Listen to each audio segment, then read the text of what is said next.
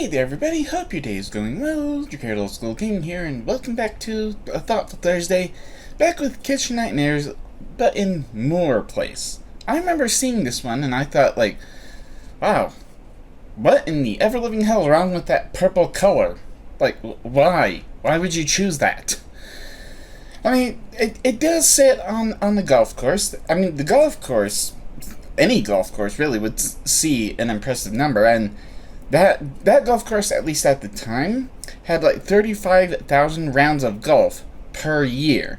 Maybe not everyone would go to a restaurant right on the green, but if you have one on the green, why not take advantage of that?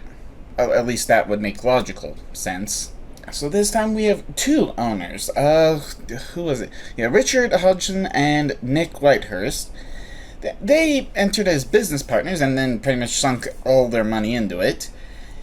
And then, well, running the kitchen, at least at the beginning of the episode, is executive chef Mark Robinson, who apparently initially trained as a chef, then left the food industry to go into business, and then came back to be a chef anyway.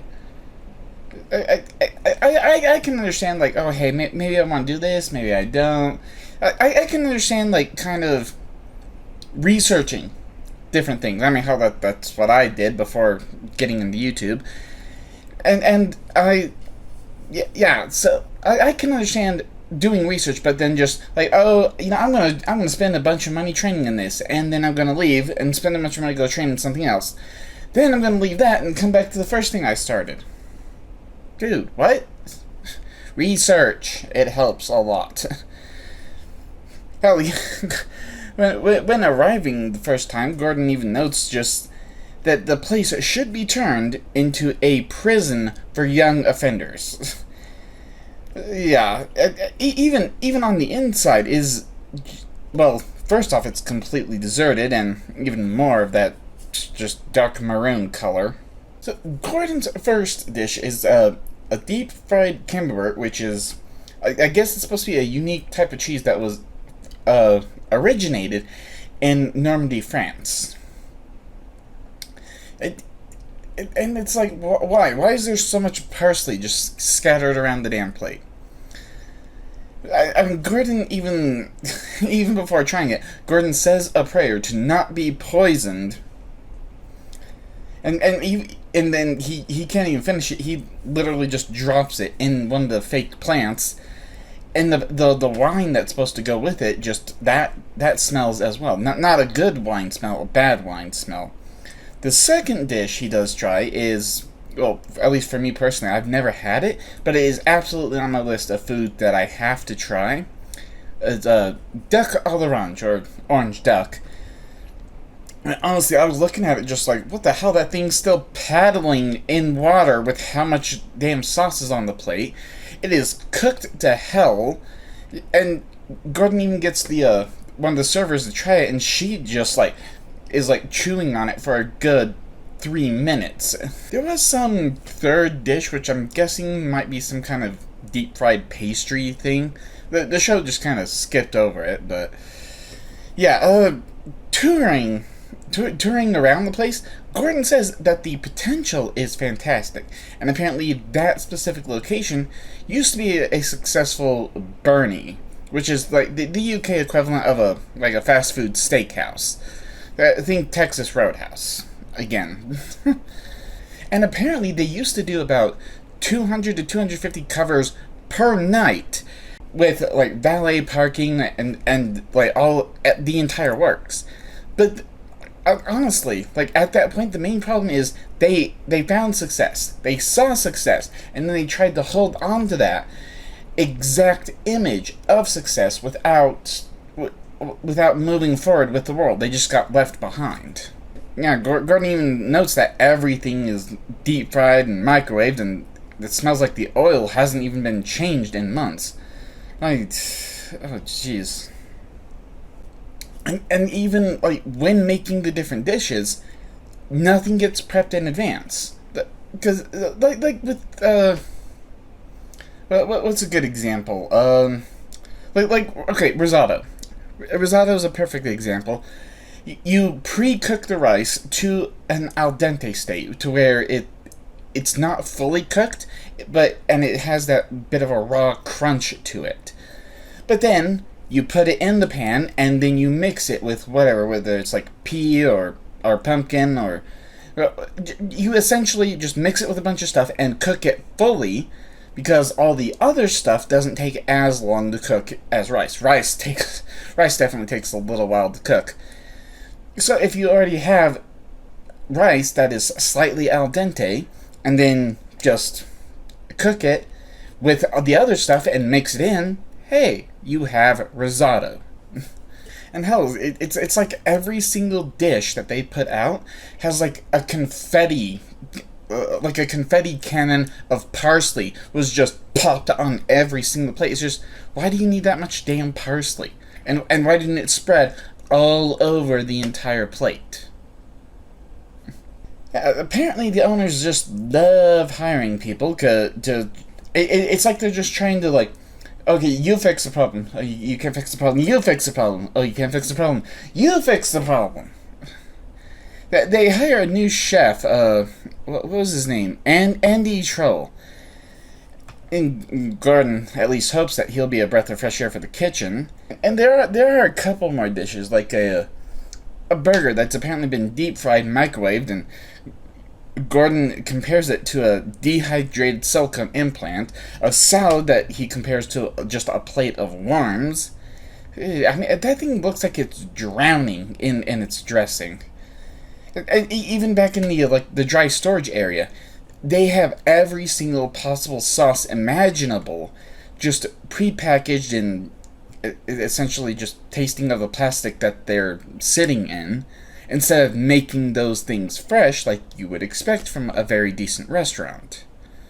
Now when Gordon does talk to the owners about, like, just the god-awful maroon color of the place, they want it to stand out in the middle of a green golf course.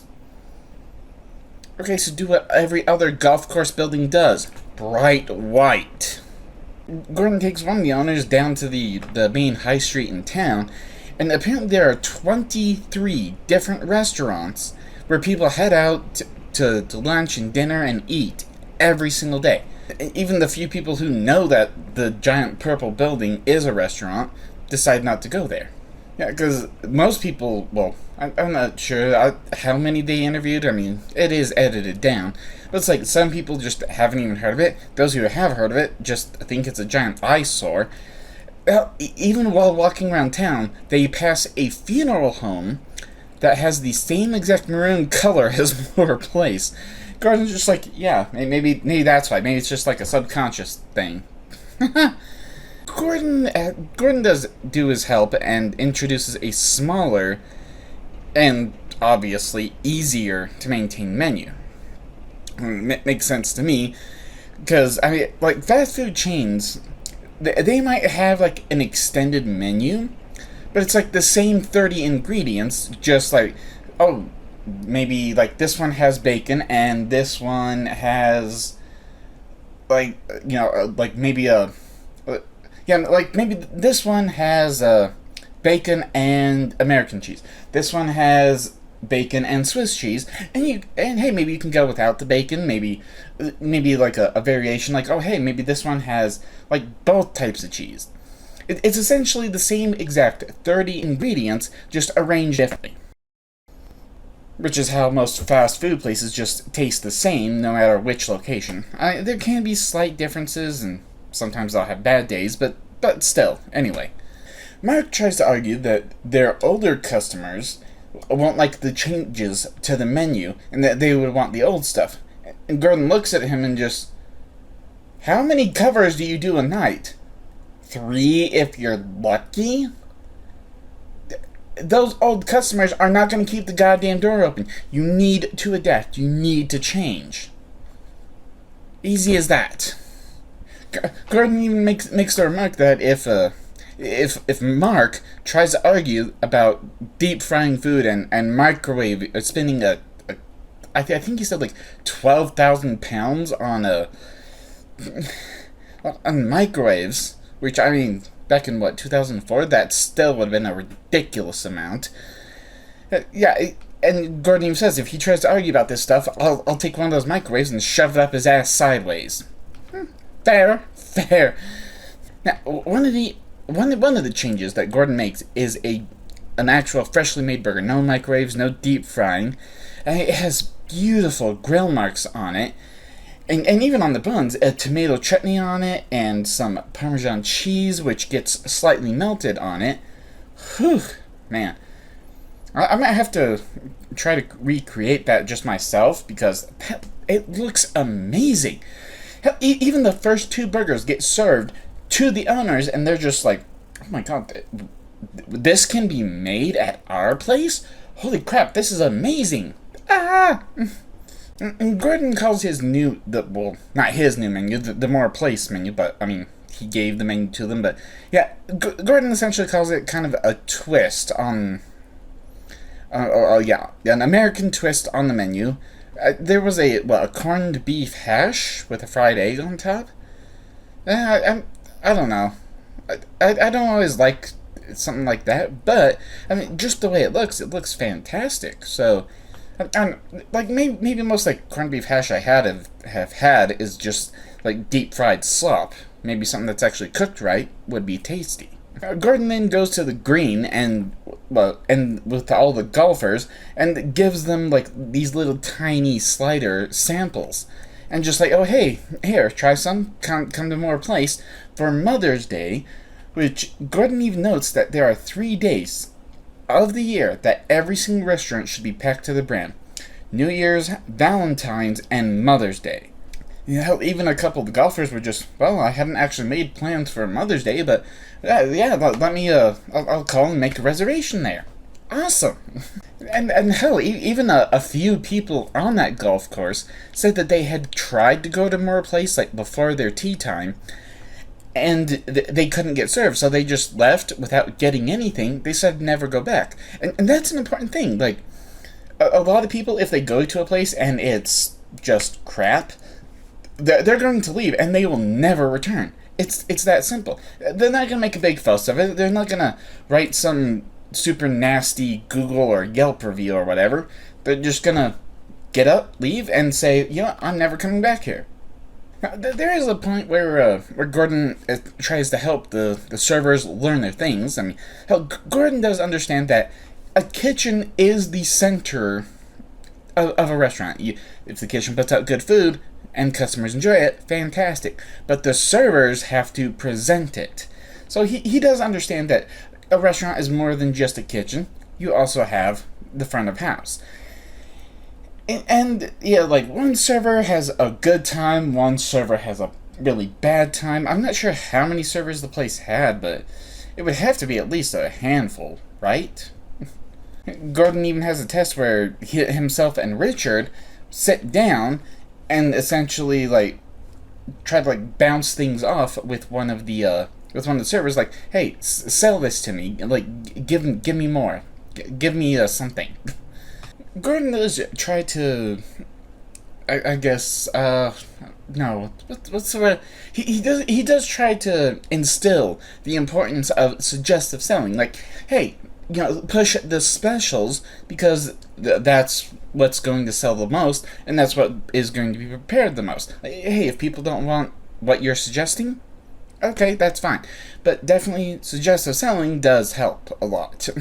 There is one night before the Mother's Day Sunday where it was Mark was supposed to be in charge, and everything that could go wrong does go wrong. It was a Murphy's Law night.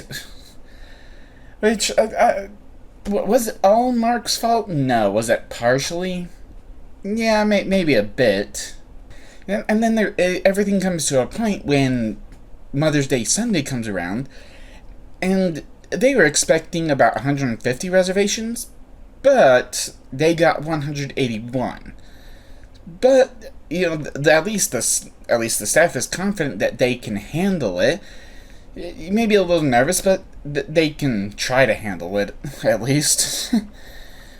Gordon does suggest doing a tableside service, where the servers can essentially carve a roast chicken right in front of the customers. which would help take some of the load off the kitchen, because then the kitchen doesn't have to spend time like cooking whole chickens, then cutting off the leg, the thigh, the breast, the oyster. Gordon even calls in a maitre d' from one of his restaurants in to like help them, like, hey, this is how you do it, this is how you do it in front of the customers, this is how you start cutting things off. And the servers do seem to take well to it. I mean, their first try looks like they shredded the chicken more than carved it, but at least with practice, and then the night of, they do get a bit better. A little slow, but they do get better. And the night of Mother's Day, Gordon promises that he'll be just behind the dining room to help the front of house, since he has helped to set up the kitchen, so that way they can prepare most things ahead of time and just portion it out, plate it, send it out. Portion, plate, send it out. Yeah, there is a point where Gordon rearranges things like from the entryway, and instead of just like a large entryway with a bunch of nooks and crannies, Gordon rearranges a bunch of plants and dividers, so that way when people come into the front door, they get funneled towards the dining room. That's a pretty damn good idea. And how even during the prep, it was things do seem to go well. They make plenty of roast chicken, a large ribeye. The only problem, at least that gets focused on, is some bullet like Yorkshire pudding patties. Gordon compares them to bullets. And then when Gordon makes his own Yorkshire puddings, he puts his on a plate next to the bullet patty, and then look at them side by side, like night and day. But hell, everything goes well for the most part. There are a few customers, like during the end of the service, that they say they had to wait a good 90 minutes just to get service. And yeah, that is a little slow. And unfortunately, sometimes some people don't get a perfect service. You can't please everyone. You can't be absolutely perfect. But Gordon even notes that the whole night went fantastic. The majority of customers left happy and full, and that's really what you would want. Just the majority. The majority matters, especially. Like, hell, you look at a good restaurant, the highest review you can hope for with, like, a few thousand is 4.5. Because you literally cannot please everyone, and you cannot be perfect every single time. It wasn't until a full month later, Gordon revisits, the building itself is still an ungodly purple. And there are a few slight changes to the menu. Not a complete overhaul, not adding a freaking Bible menu. Just a few things here and there. I mean, Chef Andy was adjusting things, not adding a whole bunch more. Even an apple tart was added to the menu. And Gordon said, hey, the entire place is improved, the smell is better, everything tastes better. Even when running into some of the servers that were still there, they improved quite a bit just in 1 month, which is not bad. And even their ability to make suggestive selling has improved as well. Fantastic. Gordon does try a salmon dish, and he finds that absolutely fantastic, and this is perfect. Just keep on this course, and you can survive for as long as you want. Well, initially, ugh. But Gordon does leave them with one last bit of advice, which I absolutely agree on, is you can't be a boss and a friend at the same time. There needs to be a separation, and I'm sure Gordon would understand. Like, hey, if an emergency pops up, then hey, wish them well, and don't get angry at them for an emergency popping up that they couldn't even control. But unfortunately, well, the good terms don't last, because there was a surge in business right after that Mother's Day, and then after the episode aired, there was another small surge in business. But unfortunately, the kitchen started falling back into old habits, and the owners sold the place just 2 years later in 2006. At that point, it became the Esteem Bar and Restaurant, but even that closed down quite quickly after. It was in 2010, apparently, that the giant purple zit was just torn down, and as of today, it's a luxury care home called the Moore Place Care Home. I wonder how that works right next to a golf course, but whatever. From what I could find, neither Richard or Nick ever ventured into the restaurant business again, which is probably a good thing. It was Chef Mark. Oh wow, because at the time of Gordon's revisit, Mark was just kind of meandering around the dining room in a shirt and jeans, and not even working. And apparently after filming, he left to go manage his own pub. Hopefully he's not cooking, because he just wants to deep fry and microwave everything. One thing, though, is it was Chef Andy. He decided to go into education cooking, he spent time at a couple places. There's a South Thames College and Epsom College in Surrey. So I mean, hell, he made a career for himself out of cooking. Just, hey, here's this thing that I like, so let me dive into it. Oh, the restaurant I was at closed down. Cooking college, because there's always going to be people who would want to learn from someone who can cook well. Honestly, I would say the failure was more due to the owner's overall lack of knowledge of the business. I mean, if they had actually took the time to educate themselves, like, even just one at a time, and then come back with that knowledge, they could have easily just gone, okay, let's just, apply some theories, and then see what works, and then run with it. But they saw the restaurant as an investment, not a business. They just thought, if we just keep pouring money into it, we'll start getting that back. No, you have to actually work for it. That's not how it works. Yeah. Anyway, this is going to be a weird one. I honestly don't know if I'll be able to edit this in time. Probably not, if I'm being honest. Yeah, August is going to be a weird month this year. Just because of my computer dying on me and then having to wait 2 weeks to get everything back and playing catch-up. Dear gods. Anyway, I will hope to catch you in the next one, whenever that might happen. So, yeah. I've got to get this through and edited, and probably a week later, but yeah, anyway. Let me stop rambling, because I do need to get this edited together, and then get on the comment shoutouts and all that fun stuff. So yeah, I will catch you in the next one. Don't forget to smash the like button, subscribe if you haven't, hit the bell to always be notified whenever I upload another video. Follow me on my other social media linked down in the description, and as always, have fun.